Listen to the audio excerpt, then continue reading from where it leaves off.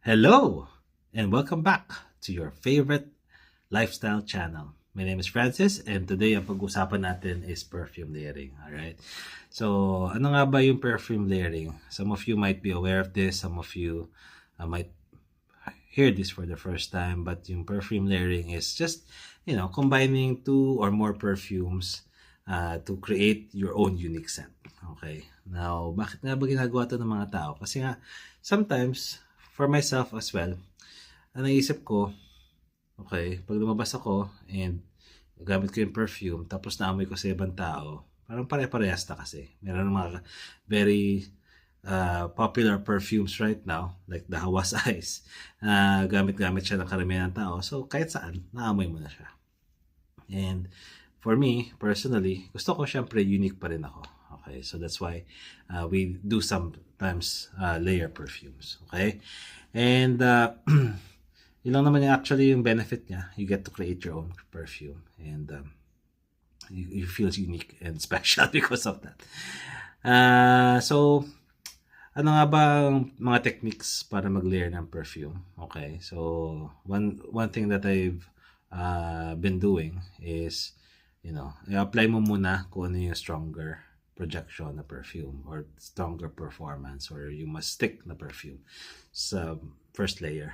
Okay, and then yung weaker perfume, that's the one that you apply the next. Okay, and it's up to you kung saan mo siya apply. Meron kasi yung iba ginagawa nila sa isang wrist yung isang perfume, and then the other one naman yung pangalawang perfume.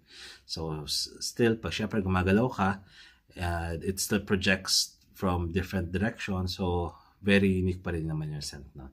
But for me, personally, what I do is I put them together in one wrist.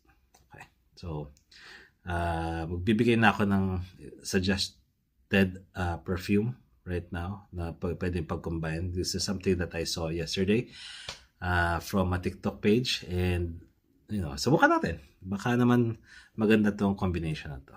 Okay, so ang pag-usapan natin ngayon na combination is this one, Rayhan Aquatica. Na-review ko na to a few days ago. And then itong ating Rasasi Hawas Ice. Very, very popular. So on their own, of course, yung Rasasi Hawas Ice is very fresh, sweet, and maganda talaga yung performance na itong Rasasi Hawas Ice. Very popular right now. And then itong atong Rayhan Aquatica is amoy piña colada. May coconut, may pineapple, and it's very citrusy in terms of the DNA ng ating perfume. Okay? So, pag-combine natin, for me kasi itong Rasasi Hawas Ice is mas thicker yung kanyang scent profile, so siya yung unahin natin. Okay? So, hindi natin alam kung gaano kadami dapat, pero usually when I layer perfumes, equal parts or equal ang dami. So, dalawa dito sa isang wrist, and then let's go ahead and apply the Rayhan Aquatica. Okay. Oh my gosh. Oh my gosh.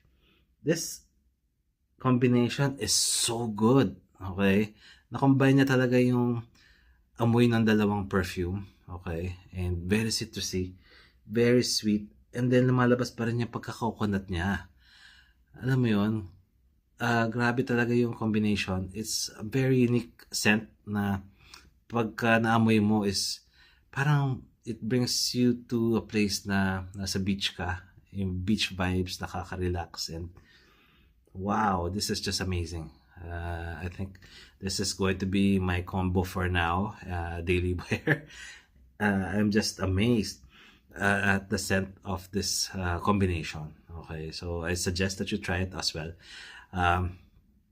and experience it for yourself. Okay, now siguro before we end, I'd like to give some suggestions on what you can do, because hindi naman lahat kasi ng perfume na pagsasamahin natin is good na kagad eh.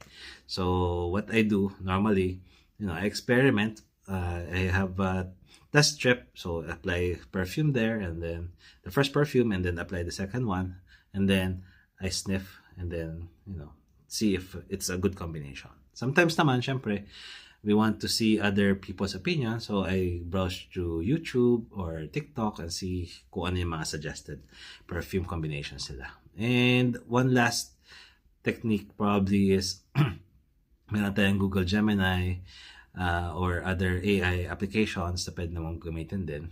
You just ask the application what are good layering combinations for this specific perfume. So kung diba, marami kang perfume or meron kang specific perfume na meron sa bahay, you just key in those details and then it will give you suggestions kung ano yung mga magagandang perfume na combine natin.